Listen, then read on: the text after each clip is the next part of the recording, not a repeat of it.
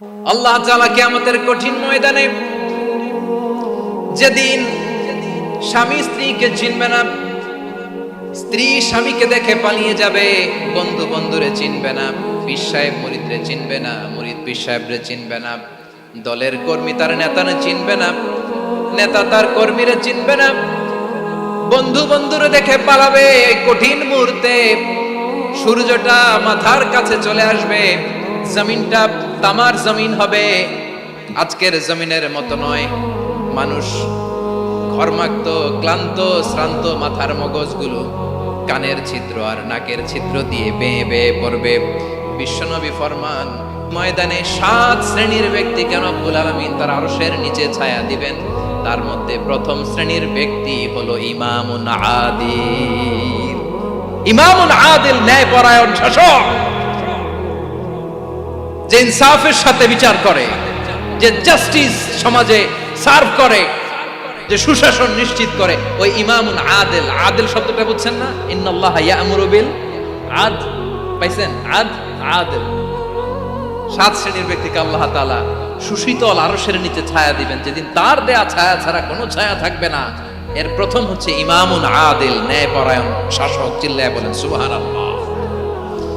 আবার বিশ্বনবী বললেন, ইন্নাল মুকসিতিনা ইনদাল্লাহি আলা মানাবিরা মিন নূর আন ইয়ামিনির রহমান। কিয়ামতের দিন যারা ন্যায়পরায়ণ হিসেবে আল্লাহর সামনে দাঁড়াবে, কিয়ামতের দিন রব্বুল আলামিন তার আরশের ডান দিকে ওই ন্যায়পরায়ণ লোকদের জন্য আরশের ডান দিকে একটা নূরের মিম্বারে তাদেরকে বসার সুযোগ করে দিবে।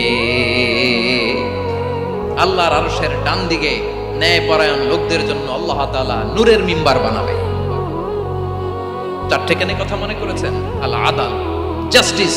ইন্নাল্লাহা ইয়া'মুরু বিল আদল। আল্লাহ তাআলা এই আদালতের নির্দেশনা দেন, সুবিচার, সুশাসন। প্রিয় ভাইরা, এটা আমরা বাংলাদেশে চাই কি চাই না? এই যে অরাজকতা, এই যে অন্যায়, এই যে জুলুম, এই যে ইনকনসিস্টেন্সি সমাজের অসঙ্গতির প্রধান কারণ জাস্টিস নাই, সুবিচার নাই, সুশাসন নাই। শেষবারের মতো আওয়াজ করে বলেন তো, আমরা বাংলাদেশে আদল চাই কি চাই না? তাহলে প্রথম নির্দেশনা শেষ, আল্লাহ তাআলা তোমাদেরকে আদলের আদেশ দেন। এরপরে আল্লাহ বললেন, আমি তোমাদেরকে ইহসানের আদেশ দেই। ইন্নাল্লাহা ইয়া'মুরু বিল আদলি ওয়াল ইহসান। আমি তোমাদেরকে যেমনি আদলের নির্দেশনা দেই, তেমনি ভাবে তোমাদেরকে ইহসানের নির্দেশনা দেই। ইহসান, আওয়াজ করে সবাই বলেন তো ইহসান। সবাই বলেননি, সবাই বললে এতটুকু আওয়াজ হবে আমি বিশ্বাস করি না। আওয়াজ করে বলুন আল ইহসান। ইহসান মানে কারো প্রতি সফট হার্টেড হওয়া, মহানুভব হওয়া, অনুগ্রহ পরায়ণ হওয়া, অনুগ্রহশীল হওয়া, একে অপরের প্রতি দয়াদ্র হওয়া। একে অপরের প্রতি দয়াদ্র, অনুগ্রহশীল হওয়া ছাড়া মানবিক সমাজ কশিনকালেও গঠন করা সম্ভব না। প্রিয় ভাইরা, সুন্দর আচরণ দিয়ে, ইহসান দিয়ে যা জয় করা যায়, নরম আচরণ দিয়ে যেটা অর্জন করা যায়, কঠোরতা দিয়ে সেটা পারা যায় না। বিষ্ণু ঈসা ইসলাম ইহসান দিয়ে, কোমল আচরণ দিয়ে, তার অনুগ্রহ দিয়ে তিনি অনেক কাফিরের হৃদয়কে জয় করে ফেলেছেন। সাইয়েদনা সুমামা ইবনে উসাল রাদিয়াল্লাহু তাআলা আনহুর কথা মনে পড়ে যায়। তিনি ছিলেন ইয়ামামার বাদশা। মদিনাতে বিশ্বনবীকে হত্যা করার নিয়তে এসেছিলেন, গোপনে গোপনে বিশ্বনবীকে হত্যা করে আবার ইয়ামামাতে তিনি ফিরে যাবেন। কিন্তু কি অবাক করা কাণ্ড, হত্যা করতে পারে নাই, সাহাবাদের হাতে তিনি ধরা পড়ে গেলেন।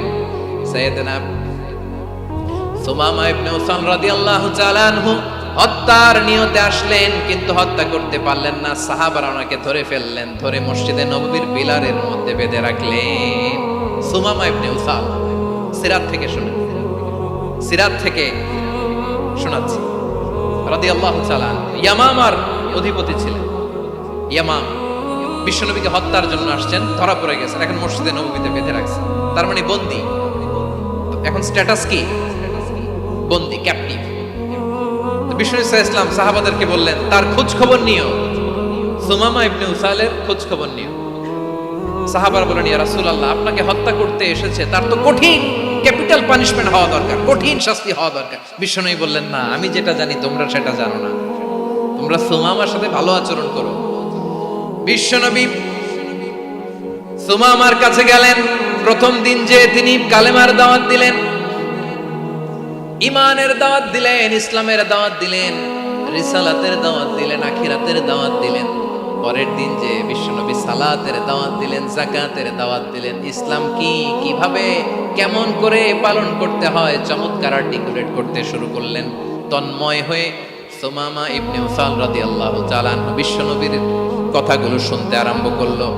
একদিন নয়, 2 দিন নয়, টানা 3 দিন বিশ্বনবী সুমামার কাছে ইসলামকে প্রেজেন্ট করেছেন, উপস্থাপন করেছেন। আওয়াজ করে বলেন, কয় দিন? 3 দিন। 3 দিন মসজিদে নববীতে বাধা। আর সাহাবীদেরকে বললেন, তার খোঁজ খবর নিও। তোমরা যে রুটি বানাও এর মধ্যে সবচেয়ে ভালো আটার রুটিটা তারে দিও, সবচেয়ে রিফাইন্ড খেজুর, যেটা পিওর খেজুর, এটা তারে দিও। আর বিশ্বনবী নিজের উট থেকে দুধ দহন করে ওনার বাড়ির এক কর্মচারীকে বলেছেন, দুধ দহন করে সুমামার জন্য নিয়েছে। সুবহানাল্লাহ পড়বেন না? সবাই তো অবাক, ইয়ামামা থেকে আসছে নবীকে হত্যা করতে, বিশ্বনবী দেখে তারে জামাই আদর করে, তাকে মজার মজার খাবার দিও, দুধ দিও, আদর আপ্যায়ন করো। একদিন নয়, 2 দিন নয়, টানা 3 দিন বিশ্বনবী এভাবে সুমামার কাছে যে ইসলামকে প্রেজেন্ট করতে আরম্ভ করলেন, ইসলামকে উপস্থাপন করতে শুরু করলেন। আর তাকে চমৎকার এন্টারটেইনমেন্ট, আপ্যায়ন দিতে আরম্ভ করলেন। টানা 3 দিন যখন ইসলামের দ্য বিউটিজ অফ ইসলাম, ইসলামের সুমহান বাণী, সৌন্দর্য তার কাছে উপস্থাপন শেষ, তাকে আপ্যায়ন শেষ, বিশ্বনবী বললেন সাহাবাদেরকে, যাও এবার সুমামার হাতের পায়ের রশি দুটো খুলে দাও। সাহাবারা বললেন, ইয়া রাসূলুল্লাহ, কি বলেন আপনি? ও তো হত্যাকারী, সুযোগ পায় নাই, আপনারে মারতে পারে নাই, ছেড়ে দিলে আবার ও আপনার উপর তলোয়ার নিয়ে ঝাঁপিয়ে পড়বে। নবী, এই সিদ্ধান্ত আপনি নিতে যাবেন না। বিশ্বনবী বললেন, যেটা বলেছি সেটা করো, সুমামার রশিগুলো ছেড়ে দাও, সুমামার হাতে পায়ের রশিগুলো যে তোমরা খুলে দাও। সাহাবারা তর্ক জুড়ে দিলেন, লা ইয়া রাসূলুল্লাহ, এমনটা করবেন না, তো ভয়ঙ্কর, ভয়ঙ্কর খুনি, কি জানি কি হয়ে যায়। বিশ্বনবী বললেন, না, তার হাতে পায়ের রশিগুলো খুলে দাও। সাহাবারা বিশ্বনবীর কথা মতো তার হাতে পায়ের রশিগুলো খুলে দিল। সুমামা মুহূর্তের মধ্যে মসজিদে নববী থেকে বের হয়ে ইয়ামামায় ফিরে না যে মসজিদে নববীর পাশে একটা খেজুর বাগান ছিল, সেখানে চলে গেলেন। সেখানে একটা ছোট্ট কুয়া ছিল, কুয়ার পানি দিয়ে তিনি গোসল করলেন। সুবহানাল্লাহ পড়েন। কুয়ার পানি দিয়ে গোসল করে মসজিদে নববীর সামনে এসে বিশ্বনবী এবং সাহাবাদের সামনে দাঁড়িয়ে সাব্বাবা উঁচু করে বললেন, আশহাদু আল্লা ইলাহা ইল্লাল্লাহ ওয়া আশহাদু আন্না মুহাম্মাদান আবদুহু ওয়া রাসূলুহু। আল্লাহু আকবার। আমি সাক্ষ্য দিচ্ছি আল্লাহ ছাড়া কোনো ইলাহ নাই, আর মুহাম্মদ আল্লাহ তাআলার প্রেরিত বান্দা এবং রাসূল। প্রিয় ভাইয়েরা, ইহসান দিয়ে যা জয় করা যায়, কঠোরতা দিয়ে সেটা কঠিনকালেও জয় করা যায় না। আওয়াজ করে বলেন ঠিক কি না? এবার সুমামা দাঁড়িয়ে বলে, ওগো নবী, আমি তো কালিমা পড়ে মুসলমান হয়ে গেলাম, এবার শোনেন, এই মুহূর্তের আগে আপনার চেহারার চাইতে নিকৃষ্ট কোনো চেহারা আমার কাছে ছিল না, কিন্তু শাহাদা পাঠ করার পরে আপনার চেহারার চাইতে উত্তম শ্রেষ্ঠ কোনো চেহারা আমার কাছে আর নাই। ও নবী, আজকের দিনের আগে ইসলাম ধর্মের চেয়ে নিকৃষ্ট অপছন্দনীয় কোনো ধর্ম আমার কাছে ছিল না, কিন্তু এই মুহূর্ত থেকে ইসলামের চেয়ে সেরা শ্রেষ্ঠ পছন্দনীয় কোনো ধর্ম আমার কাছে নাই। নবী গো, আজকের দিনের আগে মদিনার চাইতে অপছন্দনীয় নিকৃষ্ট কোনো শহর আমার কাছে ছিল না, কিন্তু এই মুহূর্তের পর থেকে মদিনার চাইতে কোনো শ্রেষ্ঠ শহর আমার জানা নাই। সে ছিল গমের বড় ডিলার, গম বেচতো। কি বেচতো? তার গম কিনে মক্কার লোকেরা রুটি খাইতো। সে ঘোষণা দিল, আজকে থেকে মক্কাবাসীদের জন্য সব গম আমি হারাম করে দিলাম, মক্কাবাসী এখন না খেয়ে মরে। সুবহানাল্লাহ পড়বেন না? মক্কাবাসী বিশ্বনবীর কাছে আসলেন, এসে বললেন, মুহাম্মদ, আমরা তো তোমার ভাই, তোমার চাচা, তোমার ভাতিজা, তোমার আত্মীয়, তুমি সুমামারে বলো সে যেন আবার গমের সাপ্লাই মক্কার জন্য অনুমতি দিয়ে দেয়। বিশ্বনবীর অনুমতি ক্রমে সুমামা আবার মক্কাতে গম পাঠাতে শুরু করলো। পড়েন সুবহানাল্লাহ। ইহসান, ইহসান দিয়ে আপনি যেটা জয় করতে পারবেন, you can win the heart of your enemies. ইহসান দিয়ে আপনি আপনার শত্রুর হৃদয়কে জয় করতে পারবেন। আওয়াজ করে বলেন ঠিক কি না? এজন্য আল্লাহ বললেন, ওয়া আনফিকু ফি সাবিলিল্লাহি ওয়া লা তুলকু বিআইদিকুম ইলাত তাহলুকা ওয়া আহসিনু ইন্নাল্লাহা ইউহিব্বুল মুহসিনিন।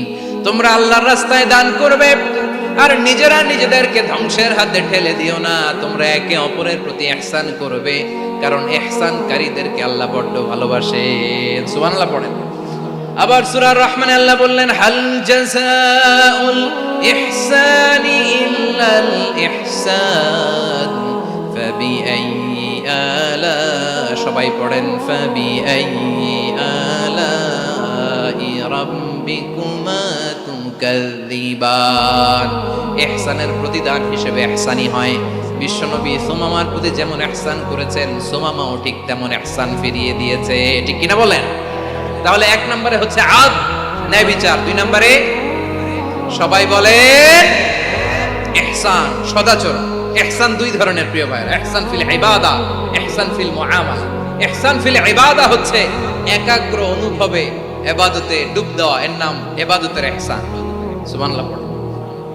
বিশ্বনবী বলেন ইহসান মানে কি জানো নাকি? হাদিসে জিবরিলে সাইয়েদনা জিবরিল আলাইহিস সালাম বিশ্বনবীকে বললেন, আখবিরনি আনিল ইহসান। নবী আমাদেরকে বলেন ইহসান মানে কি? বিশ্বনবী বললেন, আনতা আবুদাল্লাহা কাআন্নাকা তারাহু ফাইন লাম তাকুন তারাহু ফাইন্নাহু ইয়ারাক।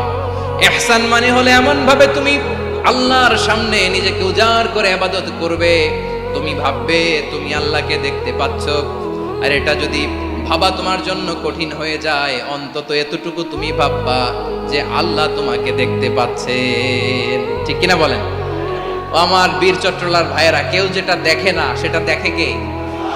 এই বিশ্বাস হৃদয়ের মধ্যে আছে? নামাজে যখন দাঁড়ান এই ফিলিংসটা আনা যাবে? হ্যাঁ, এশার সালাত তো এখনো হয় নাই না? আলোচনা শেষে এশার সালাত এখানে অনুষ্ঠিত হবে, তাই না? আচ্ছা বলুন তো, আমরা এশার সালাত পর্যন্ত বেঁচে থাকবো এই গ্যারান্টি আছে কার কার? হাত তোলেন। কয়েকজন হাত তুলছে পেছনে, না বুঝে তুলে ফেলছে। এশা পর্যন্ত যে আমরা হায়াত পাবো কোনো গ্যারান্টি আছে? সবাই আওয়াজ করে বলেন, গ্যারান্টি আছে? গ্যারান্টি নাই। এজন্য বিষ্ণু ইসলাম বলেছে এমন ভাবে নামাজে দাঁড়াও, ইবাদত করো, মনে করো হতে পারে এটাই আমার জীবনের শেষ নামাজ। পারফর্ম দ্য সালাহ as if this is the last and final prayer. এমন ভাবে সালাতে দাঁড়াও, ভাবো হতে পারে এটাই তোমার জীবনের শেষ নামাজ। এমন ভাবে নামাজে দাঁড়াও, ভাবো এটাই শেষ নামাজ। তাহলে নামাজে একাগ্রতা বাড়ায় দিবে কে? ফলে ইবাদতের ইহসান আমাদের অর্জিত হবে। আর মুআমালাতে ইহসান হলো, বিশ্বনবী বলেন, ইন্নাল্লাহা তাবারাকা ওয়া তাআলা কাতাবাল ইহসানা আলা কুল্লি শাই ফাইদা কাতালতুম ফাআহসিনুল কিতলা ওয়া ইযা যাবাহতুম ফাআহসিনুদ যাবহা ওয়ালিয়ুহিদ্দা আহাদুকুম শাফরাতাহু ওয়ালিয়ুরিহ যাবিহাতাহু। ইহসান দুই ধরনের। আওয়াজ করে বলতে হবে, কয় ধরনের? সবাই বলুন আওয়াজ করে, কয় ধরনের? একটা হচ্ছে ইহসান ফিল ইবাদা, ইবাদতে ইহসান। ইবাদতে ইহসান কি? একাগ্র অনুভব দিয়ে ইবাদত করা, মন প্রাণ দিয়ে ইবাদত করা। আর মুআমালাতে ইহসান কি? সব কাজে, দৈনন্দিন কাজে, কর্মে, সামাজিক অ্যাক্টিভিটিতে কোমলতা প্রদর্শন করা, অনুগ্রহের সাথে সবকিছু করা। আল্লাহ তাআলা ইন্নাল্লাহা তাবারাকা ওয়া তাআলা কাতাবাল ইহসানা আলা কুল্লি শাই, তিনি সব কিছুর ব্যাপারে ইহসানকে আবশ্যক করেছেন। সবকিছু, মুমিনের সব কাজে ইহসানের পরশ থাকবে। ওয়া ইযা কাতালতুম ফাহসিনুল কিতলা, বিষ্ণুই বলেন তুমি যখন কাউকে হত্যা করো ইহসানের সাথে করো। সুবহানাল্লাহ পড়বেন না? যখন হত্যা করো তখনও ইহসানের সাথে। আচ্ছা হত্যা করবো আবার ইহসান আসবে করতে করে, তো মেরেই ফেলবো আমি। আল্লাহ, ও ভাই একজন খুন করেছে, খুনি, রাষ্ট্রীয় আইনে তার শাস্তি হয়েছে ডেথ পেনাল্টি, মৃত্যুদণ্ড। এখন মৃত্যুদণ্ড দেখে আপনি যেমনি মন চায় তেমনি মারবেন লোকটারে? ওর নাক কেটে ফেলতে পারবেন? ওর কান কাটতে পারবেন? ওর চোখ উপড়ে ফেলতে পারবেন আপনি? যেমন মন চায় তার অঙ্গহানি করা যাবে না। ইহসানের সাথে তাকে হত্যা করবে। সুবহানাল্লাহ, this is Islam, this is the true essence of Islam. ওয়া ইযা যাবাহতুম ফাহসিনুদ যাবহা, যখন জবাই করবে তখনও ইহসানের সাথে জবাই করো। করব জবাই, ওইখানেও নাকি ইহসান। আচ্ছা কুরবানির দিন আমরা পশুগুলোরে কি করি বলেন সবাই আওয়াজ করে? জবাই। জবাই মানে তো এটার মেরেই ফেলতেছি, একটু পরে তো টুকরো টুকরো করে গোশতগুলো খাবো, এটা তো খাবো, এটা তো মেরেই ফেলবে। বিষ্ণু বলে না, জবের মধ্যেও মুমিনের জবের ভেতরেও ইহসানের পরশ থাকা চাই। যখন জবাই করবে প্রাণীটাকে হাত পা টাইট করে বেঁধে নাও, ছুরিটাকে শার্পেন করে নাও, ধারালো করে নাও, যাতে অল্প সময়ে জবাইটা হয়ে যায়, প্রাণীটা যাতে কম কষ্ট পায়। সুবহানাল্লাহ পড়ে। দিস ইজ কল্ড ইহসান। ইহসান আল্লাহ তাআলা যেমনি আদলের আদেশ করেছেন, ন্যায় বিচার জাস্টিস এনশিওর করতে বলেছেন, সমাজে ইহসানের ব্যবহার, ইহসানের অনুশীলন তিনি করতে বলেছেন। এজন্য মুমিনের প্রতিটি কাজে, আমার চট্টগ্রামের ভাইয়েরা আমার দিকে তাকান, খেয়াল করে শুনুন, মুমিন জীবনের প্রতিটি কাজে ইহসানের পরশ থাকা চাই। আমরা যেন আমাদের পরিবারের প্রতি ইহসান করি, আমরা যেন আমাদের কর্মচারীদের প্রতি ইহসান করি, আমরা যেন আমাদের কলিগদের প্রতি ইহসান করি, আমরা যেন আমাদের ভাইদের প্রতি ইহসান করি। মুমিন জীবনের প্রতি কাজে ইহসানের পরশ থাকার দরকার আছে না নাই? কথা বুঝতে পেরেছেন? তাহলে আল্লাহ তাআলার তিনটা আদেশ ছিল, কয়টা গেল? ভুলে গেছে, ভুলে গেছে চট্টগ্রাম। তিনটা আদেশের মধ্যে কয়টা বললাম? প্রথমে কি ছিল? আদল। 2 নম্বরে, 3 নম্বরে রব্বুল আলামিন বললেন ওয়া ইতাইদিল কুরবা, নিকটাত্মীয়দেরকে দান করো। নিকট আত্মীয়দেরকে দাও, যারা তোমাদের ব্লাড কানেকশনের আত্মীয় তাদেরকে তোমরা দাও।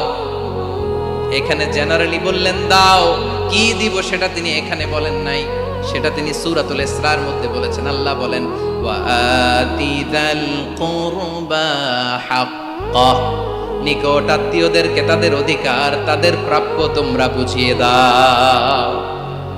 দেখেন, একটা শান্তির সমাজ, একটা সমৃদ্ধ সমাজ, একটা মানবিক সমাজ গঠনের জন্য আল্লাহ তাআলা বেশি না, মাত্র 3টা অর্ডার, 3টা ভার্ডিক্ট তিনি জারি করেছেন। 1 নাম্বার সুশাসন, ন্যায় বিচার। 2 নাম্বার ইহসান। 3 নাম্বার নিকটাত্মীয়, যারা কাছের, তোমার ভেরি ক্লোজ রিলেশনশিপে আছে, তাদেরকে দাও। দাও, দিলে বাড়িয়ে দেয় কে? অনেকে দিতে চায় না, কৃপণতা করে। দিলে বাড়ায় দেয় কে?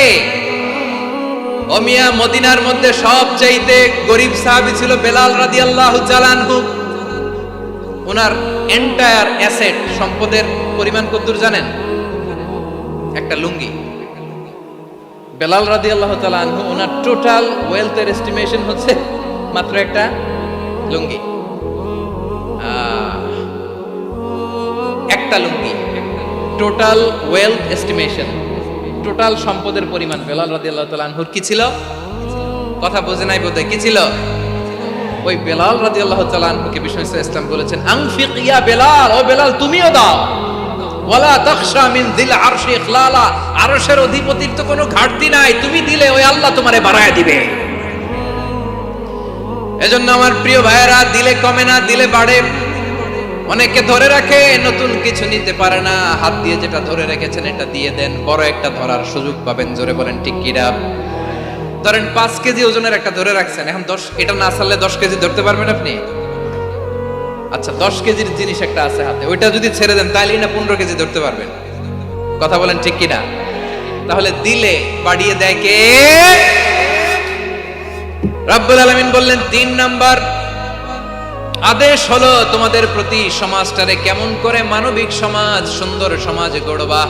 3 নাম্বার আদেশ হলো ওয়া আতিদাল কুরবা হাক্কা, নিকটাত্মীয়দেরকে তাদের প্রাপ্য বুঝিয়ে দাও। এই নিকটাত্মীয়দেরকে তাদের অধিকার বুঝিয়ে দেওয়া, প্রাপ্য বুঝিয়ে দেওয়াতে আমাদের গাফলতি আছে না নাই? চট্টগ্রামে নাই? মাশাআল্লাহ আছে, আছে। অনেকে দেখবেন অনেক আল্লাহওয়ালা, তাহাজ্জুদ গুজার, সেজদা দিতে দিতে কপালে কালো দাগ ফেলে দিছে, সে তার বোনের হকটা আদায় করে নাই। আছে না নাই? হ্যাঁ, এখানেও আছে। সর্বনাশ। অনেক বড় হাজী সাহেব, বিশাল লম্বা দাড়ি, ছেলেরে সব দিয়ে দিছে, মেয়েরে কিছু দেয় নাই, মেয়ের হক আদায় করে নাই।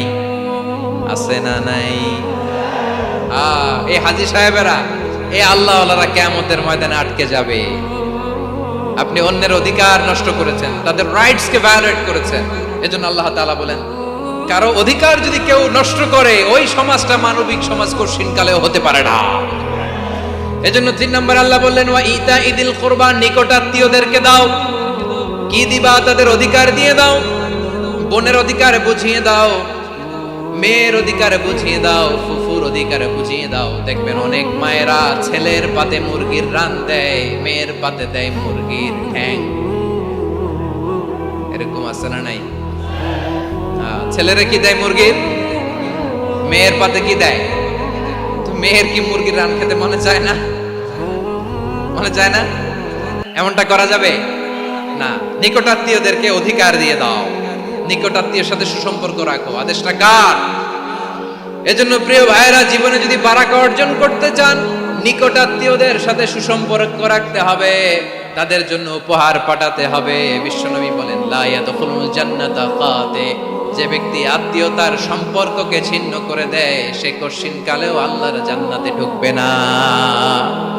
আপনি কি এটারে সহজ হাদিস মনে করছেন? এটা সহজ কথা? আপনি ভাবছেন আপনার নামাজ আপনারে বাঁচাতে পারবে, আপনার রোজা বাঁচাতে পারবে, আপনার তাহাজ্জুদ আপনারে বাঁচাতে পারবে? অধিকার নষ্ট করলে কিছুই আপনারে বাঁচাতে পারবে।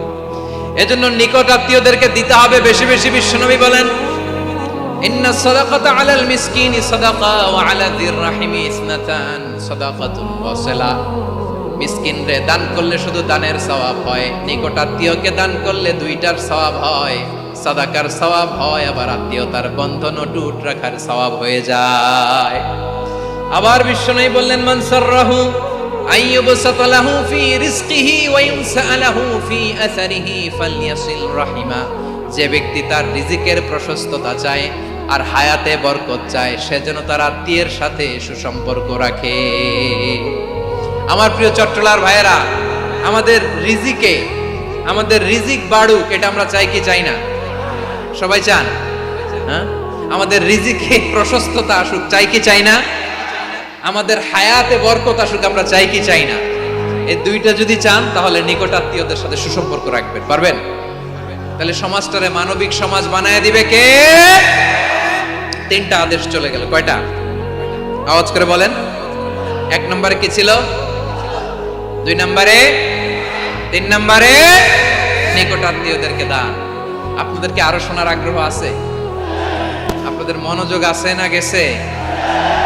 কষ্ট হচ্ছে না? মাশাআল্লাহ, মাশাআল্লাহ। তাকবীর পড়ুন, লিল্লাহি তাকবীর।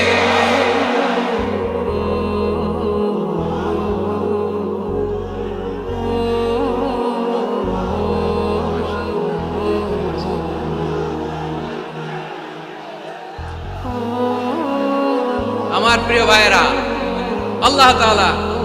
আল্লাহ তাআলা তিনটা জিনিসের যেমনি আদেশ করেছেন, অনুরূপভাবে তিনটা বিষয় তিনি বারণ করেছেন, নিষেধ করেছেন। ওগুলোর কাছেও যাওয়া যাবে।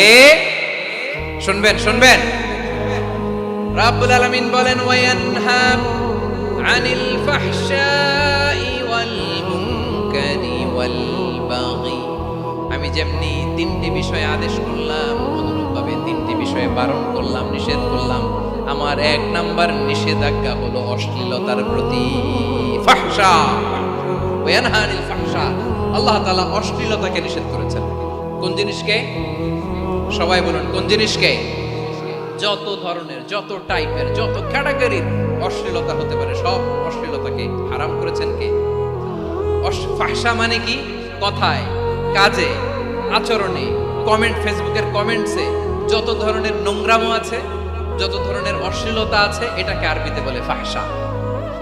এটাকে কি বলে?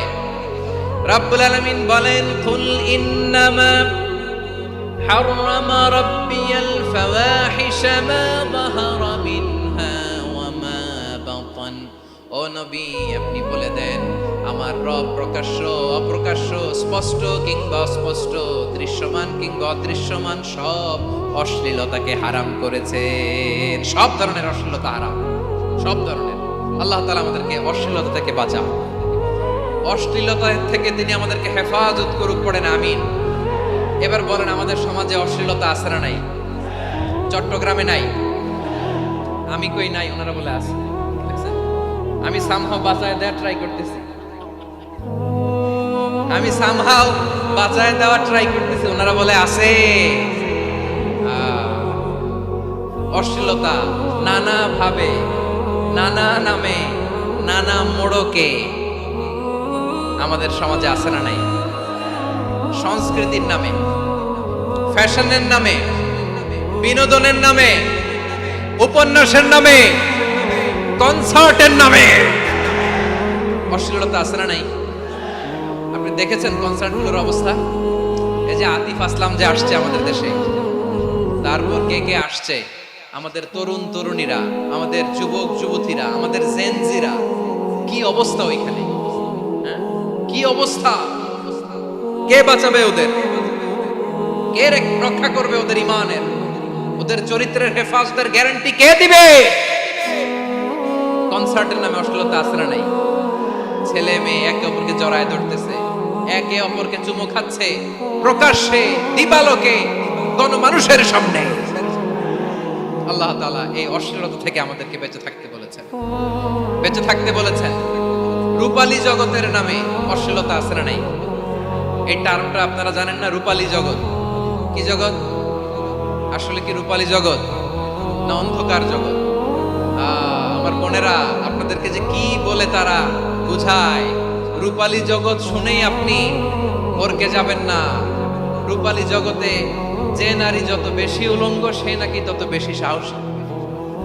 জানেন, বলে এটা একটা সাহসী নারী, খুব সাহসী পদক্ষেপ তার।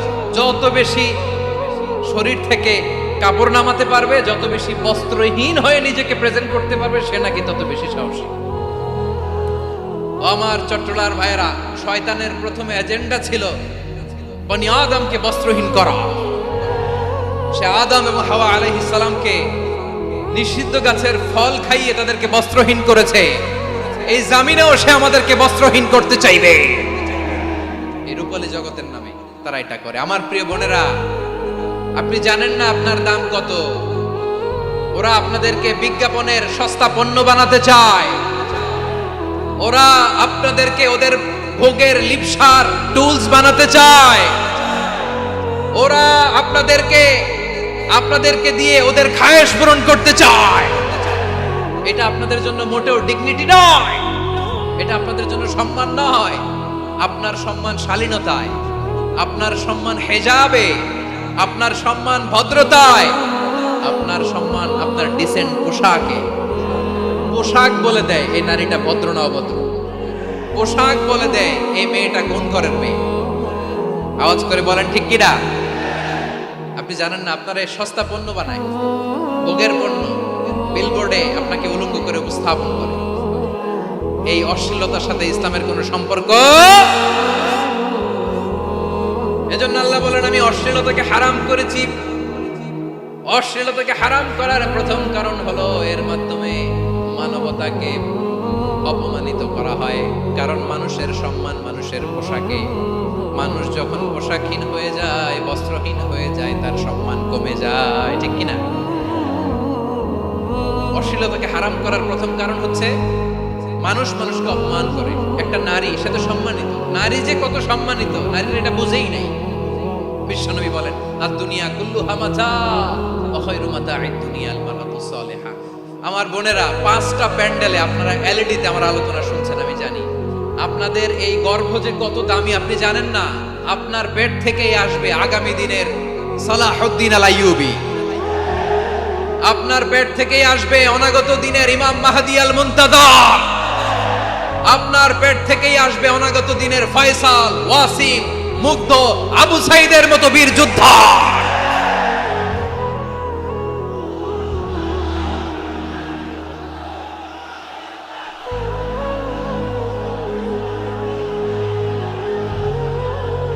আমার প্রিয় বোনেরা, আমার প্রিয় বোনেরা, বিশ্বনবীর কথার ওজন খেয়াল করেন। আদ-দুনিয়া কুল্লুহা মাতা ওয়া খায়রু মাতা'আদ দুনিয়াল মারআতুস সালিহা। দুনিয়ার সবকিছুই অ্যাসেট, এর মধ্যে সবচেয়ে দামি অ্যাসেট নেককার নারী। আপনার গর্ভ যে কত দামি আপনি জানেন না। নিজের সময়টাকে কাজে লাগান, কোরআন পড়েন, সুন্নাহ পড়েন। আপনার অনেক দায়িত্ব ঘরে। You are the MD of your family. একটা family it's a very big institution. পরিবার একটা অনেক বড় প্রতিষ্ঠান। And you are the MD of your institution. আপনি এই পরিবারের MD, managing director of your family. এখানে আপনার কত দায়িত্ব। আপনি ছেলেমেয়েদেরকে তারবিয়া করবেন। আপনি আপনার স্বামীর জন্য ঘরটারে জান্নাতের নীর বানাবেন। আপনার জন্য জান্নাতের ডুপ্লেক্স বাড়ি ওইখানে তৈরি করে রাখবে কে? কত দামি আপনি জানেন না। নারীদেরকে আল্লাহ বানিয়েছেন উচ্চতর করে, নিম্নতর নয়। নারীদেরকে ছোট্ট জিনিস দিলে এটারে বড় করে দেয়। নারীদেরকে ভ্রূণ দিলে, শুক্রাণু দিলে নারী এটারে বাচ্চা হিসেবে উপহার দেয়, ঠিক কিনা? বিয়ের মাধ্যমে স্বামী যখন তার শুক্রাণু তার স্ত্রীকে উপহার দেয়, স্ত্রী রিটার্নে কি উপহার দেয়? ফুল ফর্ম বেবি, মানব সন্তান। দেখছেন, আপনি দিলেন একটুকুনি দিছে বিশাল। আপনি যদি নারীকে বাজার এনে দেন, নারী এটাকে সুস্বাদু খাবারে রূপান্তর করে দেয়।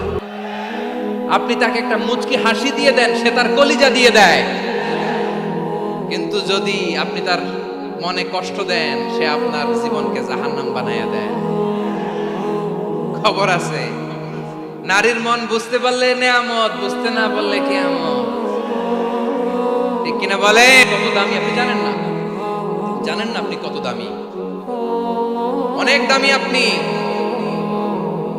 আপনাদেরকে যেন ভোগের সস্তা পণ্য বানাতে না পারে, আপনাদেরকে সচেতন থাকতে হবে, সজাগ থাকতে হবে, কনসার্ন থাকতে হবে। শয়তানের ওই হাতছানির দিকে আর নজর দেওয়া যাবে না। তাহলে কেন আল্লাহ তাআলা এই ফাহশা অশ্লীলতাকে হারাম করলেন? এক নাম্বার, এতে হিউম্যান ডিগনিটি কমে। দুই নাম্বার, এতে মানুষের অধিকার নষ্ট হয়। আপনি বিয়ে করেছেন, এরে পরকিয়া করেন, ওর সাথে এরকম আছে না নাই? স্ত্রীর অধিকার নষ্ট করেছেন। আপনি বিবাহ সম্পর্কে আবদ্ধ হয়েছেন, তার সাথে আপনি পরকিয়া করেন, ওই ছেলের সাথে আপনি আপনার হাজবেন্ডের সাথে বিট্রে করেছেন। এজন্য আল্লাহ অশ্লীলতাকে হারাম করেছেন। অশ্লীলতাকে হারাম করার আরেকটা কারণ হচ্ছে আল্লাহ তাআলা এই হিউম্যান জেনারেশনকে এটাকে প্রিজার্ভ করতে চায়। হিফজুন নাসল, এটা মাকাসিদুশ শরিয়ার অনেক গুরুত্বপূর্ণ একটা মাকাসিদ, অনেক গুরুত্বপূর্ণ। আপনার নাসল, আপনার জেনারেশনকে সংরক্ষণ করা। এই যে আসতেছে ফেব্রুয়ারি, কত ফেব্রুয়ারি জানো? এটা কি বিশ্ব ভালোবাসা দিবস? হ্যাঁ, কি দিবস?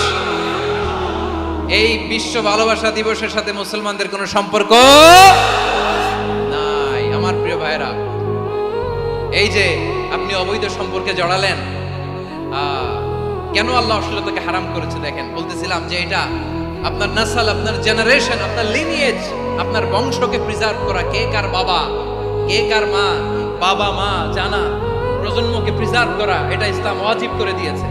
এই যে অবৈধ সম্পর্কের কারণে, বিশ্ব বেহায়া দিবসের কারণে, এগুলোর আউটকাম, আউটপুট হিসেবে মাঝে মাঝে এই ঢাকা মেডিকেলের ডাস্টবিনে নবজাতকের বাচ্চার কান্নার আওয়াজ শুনতে পাওয়া যায়। চট্টগ্রাম মেডিকেলের ডাস্টবিনে নবজাতকের কান্না শুনতে পাওয়া যায়। বীর চট্টলার মুসলমানেরা বুঝতে পারলে আওয়াজ করে বলেন, এই যে চট্টগ্রাম মেডিকেলে যে নবজাতকটা পাওয়া গেল, ওর বাবাকে আমাকে বলেন, ওর বাবাকে, ওর মাকে, ও কোন ফ্যামিলির সন্তান কেউ জানে? আপনি হিউম্যান ডিগনিটিকে অপমান করেছেন না? আপনি তার ভবিষ্যৎকে অন্ধকার করেছেন না? আপনি তার লিনিয়েজকে প্রশ্নবিদ্ধ করে দিয়েছেন না? এই জন্য আল্লাহ তাআলা অশ্লীলতাকে আমাদের জন্য হারাম করে দিয়েছেন। পড়েন সুবহানাল্লাহ। এই জন্য রাব্বুল আলামিন বলেন, কুল ইন্নামা হাররামা রাব্বিয়াল ফাওয়াহিশা মা যাহারা মিনহা ওয়া মা বাতান। প্রকাশ্য অপ্রকাশ্য সব অশ্লীলতাকে হারাম ঘোষণা করে দিয়েছে কে? আবার দুনিয়ার বুকে যারা অশ্লীলতার প্রসার করে তাদের জন্য শাস্তি মজুদ রেখেছে কে? রাব্বুল আলামিন বলেন, ইন্নাল্লাযীনা ইউহিব্বুনা আন তাশিআল ফাহিশাতু ফিল্লাযীনা আমানু লাহুম আযাবুন আলীমুন ফিদ দুনিয়া ওয়াল আখিরাতি ওয়াল্লাহু ইয়া'লামু ওয়া আনতুম লা তা'লামুন। নিশ্চয়ই যারা বিশ্বাসীদের মাঝে অশ্লীলতার প্রচার প্রসার করতে চায় তাদের জন্য আমি মর্মন্তুদ শাস্তি প্রস্তুত করে রেখেছি, দুনিয়াতেও রেখেছি, আখিরাতেও রেখেছি। ঘোষণাটা কার?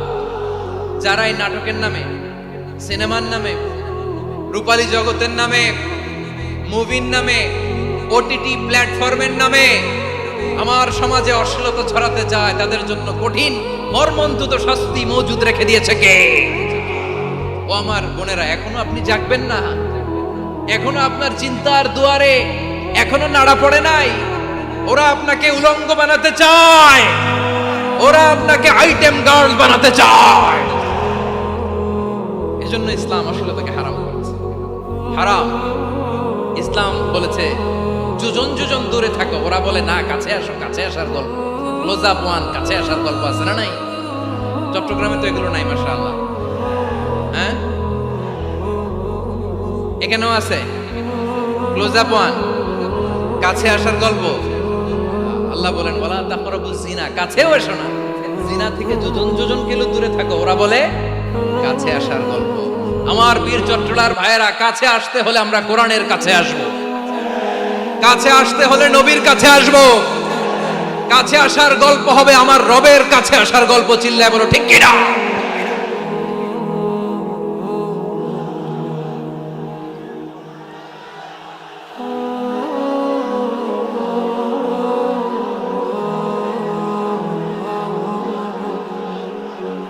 বসুন বসুন আমার ভাইয়েরা। তাহলে অশ্লীলতার সাথে আমাদের কোনো সম্পর্ক, সবাই বলতে পারেননি, আওয়াজ করে বলুন, অশ্লীলতার সাথে আমাদের কোনো সম্পর্ক।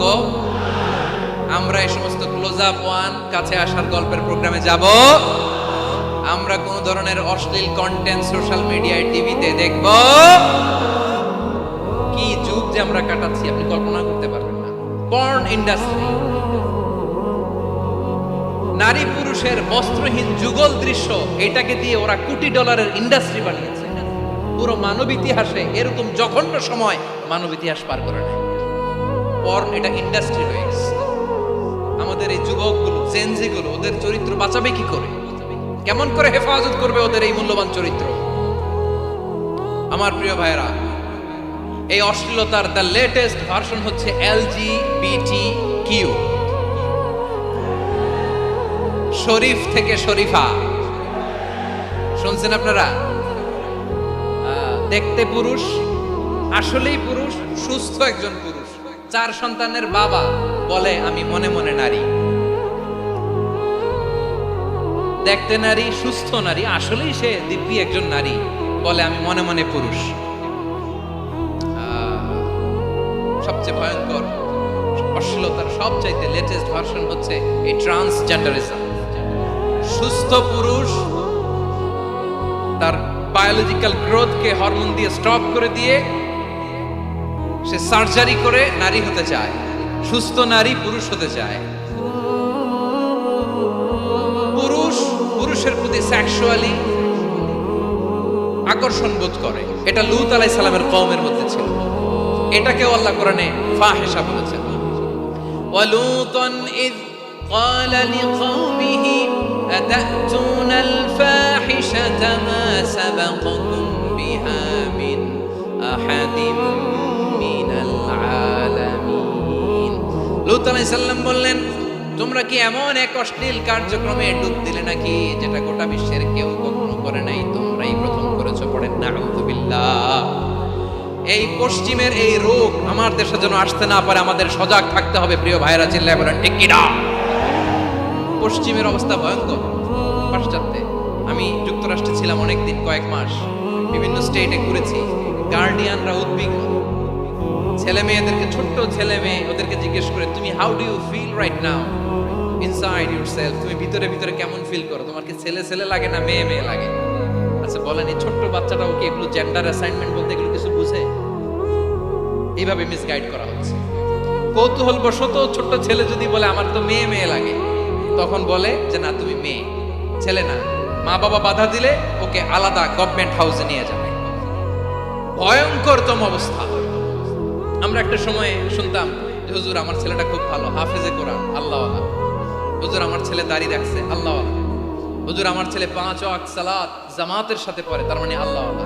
পশ্চিমে যে আমি কি শুনছি জানেন? ওরা বলে হুজুর আমার ছেলেটা ইউনিভার্সিটির একটা মেয়ের সাথে প্রেম করে, ও খুব আল্লাহওয়ালা, হুজুর দোয়া করবেন।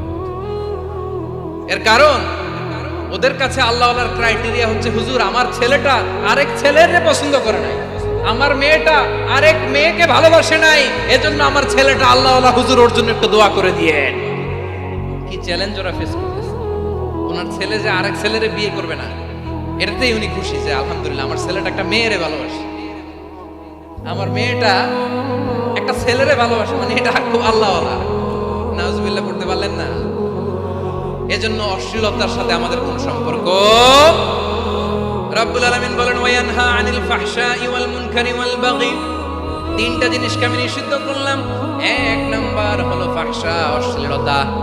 দুই নম্বরে হলো মুনকারের সমস্ত মন্দ কাজ। আপনাদের মনোযোগ আছে না? শেষ করে দিব, আর 2-1 মিনিট শুনবেন? আচ্ছা বলি তাহলে, আর 2-1 মিনিট। তাহলে নিষেধাজ্ঞা জারি করেছেন তিনটা জিনিসের উপর। এক নাম্বার কি? ফাহশা, অশ্লীলতা। দুই নাম্বার মুনকার। মুনকার মানে হচ্ছে যত মন্দ কাজ, খারাপ কাজ, বাজে কাজ, এটার বলে মুনকার। এটা কি বলে? আপনারা পড়ছেন না, তা'মুরুনা বিল মা'রুফি ওয়া তানহাউনা আনিল মুনকার। ভালো কাজের আদেশ, সৎ কাজের আদেশ, অসৎ কাজের নিষেধ। মুনকার, মুনকার হচ্ছে মানুষের স্বাভাবিক বিবেক বোধ যেটাকে খারাপ বলে, ওইটাই মুনকার।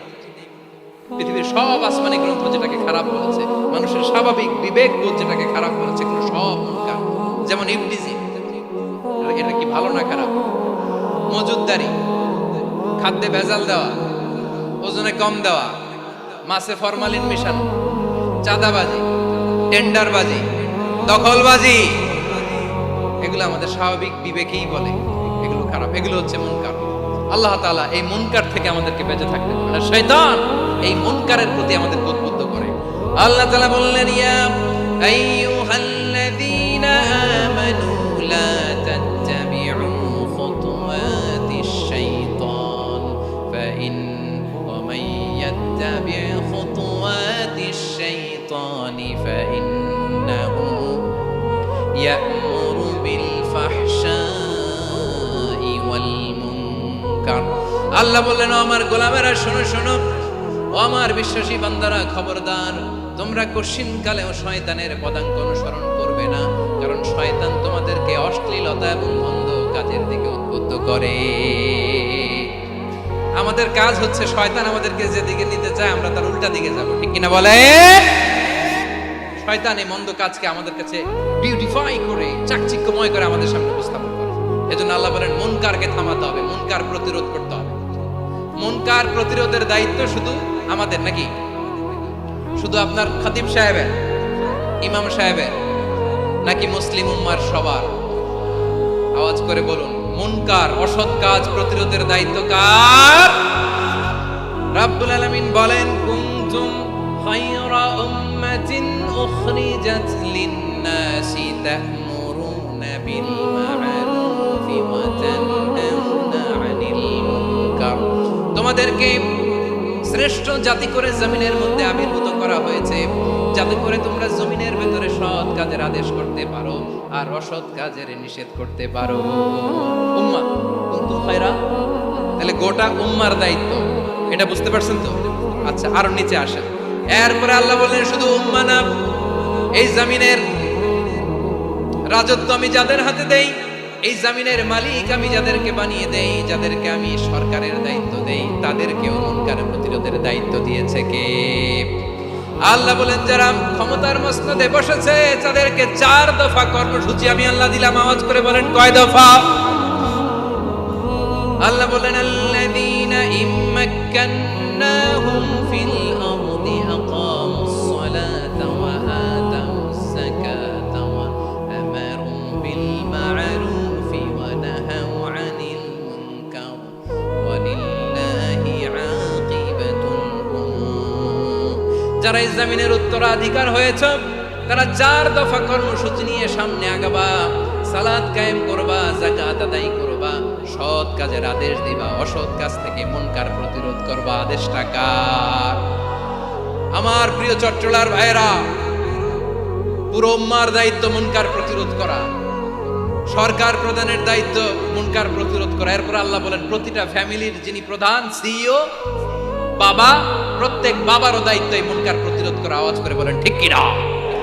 যেমনটি সাইয়েদনা লুকমান আলাইহিস সালাম ওনার কলিজার টুকরা সন্তানকে আদেশ করেছেন, ইয়া বুনাইয়া আকিমিস সালাতা ওয়া'মুর বিল মা'রুফি ওয়ানহা আনিল মুনকার। পড়েন সুবহানাল্লাহ। বাবা ছেলেকে সবক দিচ্ছে। কে সবক দিচ্ছে? কাকে? লুকমান আলাইহিস সালাম ছেলেকে বলতেছে, ওরে আমার কলিজার টুকরা সন্তান, ওরে আমার বাছা, নামাজ কায়েম করবা, সৎ কাজের আদেশ দিবা, আর মুনকার প্রতিরোধ করবা, অসৎ কাজ, সমাজ থেকে খারাপ কাজকে ছেটে বিদায় করে দিবা। তাহলে দেখেন আমি স্টেপ বাই স্টেপ নাম, পুরা উম্মার দায়িত্ব, জমিনের উত্তরাধিকারী আল্লাহ যাদেরকে বানিয়েছেন সরকার, তাদের দায়িত্ব, প্রতিটি ফ্যামিলির প্রধানের দায়িত্ব।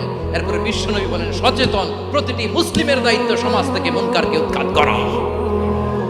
বিশ্বনবী বলেছেন মান রাআ মিনকুম মুনকারান ফালিয়ুগাইয়িরহু বিয়াদিহি ফাইন লাম ইস্তাতি ফাবিলিসানিহি ওয়া ইন লাম ইস্তাতি ফাবিকলবিহি ওয়া যালিকা আযআফুল ঈমান।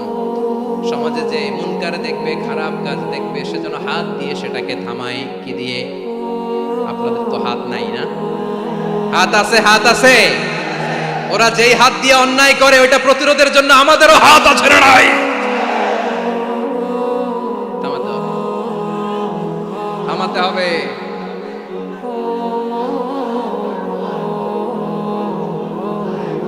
বসুন আমার প্রিয় ভাইয়েরা, ওরা ওদের যে হাত দিয়ে টেন্ডারবাজি করে, চাঁদাবাজি করে, ইফটিজিং করে, দখলবাজি করে, যে হাত দিয়ে, ওই মুনকার থামায় দেওয়ার জন্য আল্লাহর দেয়া আমাদেরও দুটি হাত আছে না নাই? আমাদেরও হাত আছে, থামাইতে হবে, থামাইতে হবে, হিম্মত করতে হবে। আমার প্রিয় ভাইয়েরা, না থামালে আমরাই ডুববো শেষমেশ। আমাদের বাঁচার জন্য হইলেও থামাইতে হবে। রব্বুল আলামিন বলেন ওয়াত্তাকু ফিতনাতাল লা তুসিবান্নাল্লাযীনা যালামু মিনকুম খাসসা। ও আমার গোলামেরা, ওই আযাবকে ভয় করো যে আযাব যখন আমি জমিনের বুকে পাঠাই শুধু জালেমদেরকেই মারি না, আলেমদেরকেও মারি। আযাব যখন আসে তখন শুধু জালিমই মরে না, আলেমও মরে। জানেন মুসা আলাইহিস সালামের পায়ে একবার একটা লাল পোকা কামড় দিয়েছে, লাল পিঁপড়া। লাল পিঁপড়া কামড় দিলে খুব আরাম লাগে না? কি লাগে? হ্যাঁ, জ্বলে না? লাল একটা পিঁপড়া কামড় দিছে, উনি রেগে মেগে পাশি দেখে লাল পিঁপড়ার বাসা, পা দিয়ে ডলে মুছে সবগুলো পিঁপড়া মেরে ফেলছে। এই ঘটনাটা আল্লাহ ঘটিয়েছেন, এজন্য মুসা আলাইহিস সালাম ছিলেন কালিমুল্লাহ, সরাসরি আল্লাহর সাথে কথা বলতেন। তিনি আল্লাহকে জিজ্ঞেস করেছিলেন, আল্লাহ তুমি যখন কোনো জনপদে আযাব পাঠাও, শাস্তি দাও, ওখানকার শুধু জালেমরাই তো মরে না, ভালো মানুষগুলাও মরে, তো আযাব দিবা মুশরিকদের উপর দিবা, অবাধ্যদের উপর দিবা, ভালো মানুষগুলারে মারো কেন? আল্লাহ বললেন, মুসা তোমার যে কামড় দিছিল পায়ের মধ্যে পিঁপড়া, কয়টা পিঁপড়া? জোরে বলেন। একটা পিঁপড়া, তো সবগুলারে মারলা কেন? রেগে মেগে পুরো পিঁপড়ার বাসা ভেঙে ম্যাসাকার করলা কেন? এই মুসা, আমি যখন অ্যাকশনে যাই, আমি যখন শাস্তি দেই, তখন এত বাস বিচার করা হয় না, বাস বিচার করা যায় না। যখন অ্যাকশনে যাওয়া হয় ওইটা ডাইরেক্ট অ্যাকশন হয়ে যায়। চিল্লায় বলো ঠিক কি না? এজন্য আমাদের বাঁচার জন্য হলে ওই পাপ থামাতে হবে, এই শয়তানের অট্টহাসি থামাতে হবে, অন্যায় অপরাধ সমাজ থেকে আমাদের থামাতে হবে। কারণ আযাব আসলে ওরাও মরবে, আমরাও মরব। একটা জাহাজ 2 তলা, আপনি আছেন 2য় তলায়। শুনতেছেন? শুনতেছেন? জাহাজ কয় তলা? আপনি কোন তলায়? 2য় তলায়। নিচের তলার কিছু লোক জাহাজের তলা ছিদ্র করতে আরম্ভ করছে। কি ছিদ্র করতেছে? আচ্ছা, জাহাজের তলা ছিদ্র করলে তলা দিয়ে কি ঢুকে? এখন আপনি যদি বলেন আমার কি, আমি তো 2 তলায়, আমার কি, আমি তো সেফ, আমি তো সেফ জোন, আমি তো ভালো আছি, আমি তো ভালো আছি, ওরা ছিদ্র করে ওরা মরবে। আসলে কি শুধু ওরা মরবে? নাকি তলা ফুটো হলে ভিতরে পানি ঢুকলে আপনারও শরীর সমাধি হবে? তলা দিয়ে যখন পানি ঢুকবে, জাহাজ ঢুকলে আপনিও মরবেন। এজন্য নিজে মরার আগে ওই পাগলগুলোর নিচতলায় যে থামাতে হবে। চিল্লায় বলেন ঠিক কি না? এজন্য আল্লাহ বললেন মুনকার প্রতিরোধের দায়িত্ব সমাজের টপ টু বটম সবার। পুরো উম্মার দায়িত্ব, সরকার প্রধানের দায়িত্ব, প্রতিটি ফ্যামিলির প্রধান বাবার দায়িত্ব, বিশ্বনবী বললেন প্রতিটি সচেতন মুসলিমের দায়িত্ব। এজন্য মুনকার প্রতিরোধ করার দরকার আছে না নাই? সমাজে এই যে ইফটিজিং হয়, আপনার বোনের বয়সী একটা মেয়েকে কিছু বখাটে টিটকারি করে, এই বলে সেই বলে, নোংরা কথা বলে, রাস্তায় দেখেও আপনি পাশ দিয়ে না দেখার মতো চলে যান কেন? আপনি দাঁড়ান না কেন? আপনি দাঁড়ালেই তো থেমে যাবে, কারণ সত্যের যে শক্তি তার সামনে মিথ্যা মুখ থুবড়ে পড়ে। আপনার সামনেও কিছুই না, নাথিং। আপনি দাঁড়ান, ওকে প্রশ্ন করেন যে আমার বোনকে তুমি ডিস্টার্ব করো কেন? আপনাকে দেখে আরো 5 জন দাঁড়াবে, 5 জনকে দেখে আরো 10 জন দাঁড়াবে। আমাদের নীরবতা আর আমাদের নিশ্চুপ থাকাই জালিমদেরকে আরো শক্তিশালী জালিম বানিয়েছে। এজন্য মুনকার প্রতিরোধের দায়িত্ব আমাদের সবার।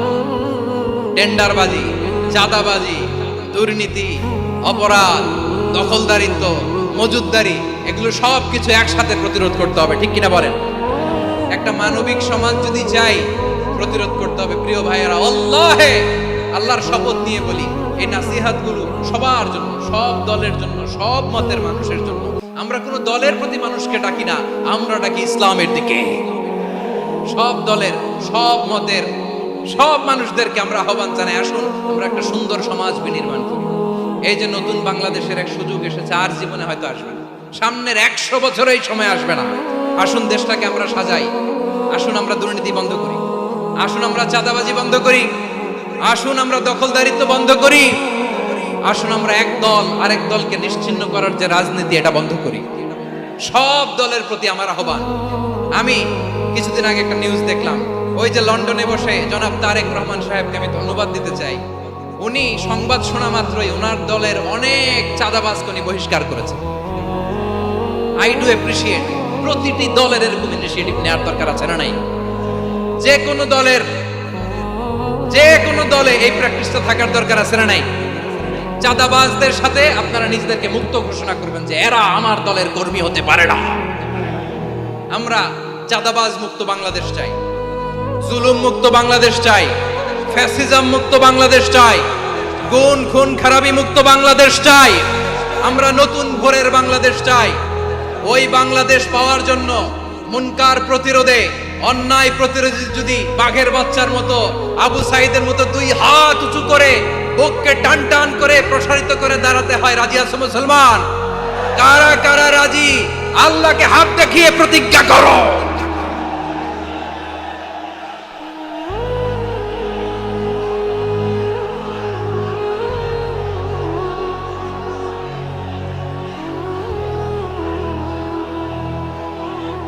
আমার প্রিয় ভাইয়েরা, বসুন বসুন আমার ভাইয়েরা। রাব্বুল আলামিন বলেন, ওয়ায়ানহা আনিল ফাহশাই ওয়াল মুনকারি ওয়াল বাগি ইয়াইদুকুম লাআল্লাকুম তাযাক্কারুন। বসুন। আল্লাহ বললেন, আমি অশ্লীলতাকে নিষেধ করি, আমি সব ধরনের মন্দ কাজকে নিষিদ্ধ করি, সব শেষে আমি সীমা লঙ্ঘনকে তোমাদের জন্য নিষিদ্ধ করি। আলোচনা মনে আছে তো, না ভুলে গেছেন? নিষিদ্ধ করেছেন কয়টা জিনিস? 1 নম্বরে অশ্লীলতা, 2 নম্বরে মুনকার তথা সব মন্দ কাজ, 3 নম্বরে আল বাগি, সীমা লঙ্ঘন, ক্রসিং দ্য লিমিট। সীমা লঙ্ঘন করা ভালো না। We all should know our limits. চিল্লায় বলেন ঠিক কিনা? একই আয়াতে আল্লাহ বললেন, কুল ইন্নামা হাররামা রাব্বিয়াল ফাওয়াহিশা মা যাহারা মিনহা ওয়া মা বাতানা ওয়াল ইসমা ওয়াল বাগিয়া বিগাইরিল হক। অন্যায় ভাবে যে অবাধ্য হয়, যে সীমা লঙ্ঘন করে, তাদেরকেও আমি এটা হারাম করে দিলাম। সীমা লঙ্ঘন করা হারাম, সীমা লঙ্ঘন করা হারাম। আল্লাহ বারবার বারবার আমাদেরকে ওয়ার্নিং দেয়। যখন আমরা থামি না, তখন আল্লাহ ধরে, আর যখন ধরে তখন ছাড়ে না। ধরে ধরে ধরে না, ধরলে আল্লাহ। ফেরাউনকে কিন্তু হুট করে ধরে নাই, আপনারা জানেন? 9 বার ওয়ার্নিং দিয়েছে ফেরাউনকে। আল্লাহ তাআলা ওয়ার্নিং দিয়েছিল কয়বার? বীর চট্টলার, বীর সেনানীরা আওয়াজ করে বলেন, ফেরাউনকে ধরার আগে ওয়ার্নিং দেওয়া হয়েছিল কয়টা? রাব্বুল আলামিন বলেন, ওয়ালাকাদ আতাইনা মূসা 9 আয়াতিন বাইয়িনাত। 9টা মুজিজা দেখিয়েছি। 1 2 3 বারবার এইভাবে রিমাইন্ডার, ওইভাবে রিমাইন্ডার, এইভাবে নসিহত, ওইভাবে দাওয়া। ফাকুলা লাহু কওলান লাইকিনা, নরম করে বলো, সফট করে বলো, যত ওয়ে হতে পারে দাওয়া মেথডোলজি। মূসা আলাইহিস সালামের সব অ্যাপ্লাই শেষ। 10ম বারে যে আল্লাহ ধরছে, 10ম বারে যে ধরেছে। এজন্য আল্লাহ বলেন, আমি সীমা লঙ্ঘনকে পছন্দ করি না। কোরআনের অন্য আয়াতে বাগীকে বলা হয়েছে আল ইতিদা। সীমা লঙ্ঘন যারা করে তাদেরকে আল্লাহ বলেছেন মুতাদিন। وقاتلوا في سبيل الله الذين يقاتلونكم ولا تعتدوا إن الله لا يحب المعتدين আমি সীমা লঙ্ঘনকারীদেরকে কোশ্চেন কালেও পছন্দ করি না। আমরা যেন সীমা লঙ্ঘন না করি। রাজি আছেন তো? যে কোনো ক্ষেত্রে ইবাদতে যেন সীমা লঙ্ঘন না করি। অনেকে আমরা ইবাদতে সীমা লঙ্ঘন করে ফেলি। বিশ্বনবী সাল্লাল্লাহু আলাইহি ওয়াসাল্লাম যেটা শিখিয়েছেন এর বাইরে যে অতিরিক্ত বুজুর্গ হতে চায় এরকম আছে না নাই? করা যাবে না, কোনো ক্ষেত্রেই সীমা লঙ্ঘন করা যাবে, এমনকি যুদ্ধ ক্ষেত্রেও না। বিশ্বনবী সাল্লাল্লাহু আলাইহি ওয়াসাল্লাম বলেন খবরদার যুদ্ধ ক্ষেত্রেও সীমা লঙ্ঘন করো না।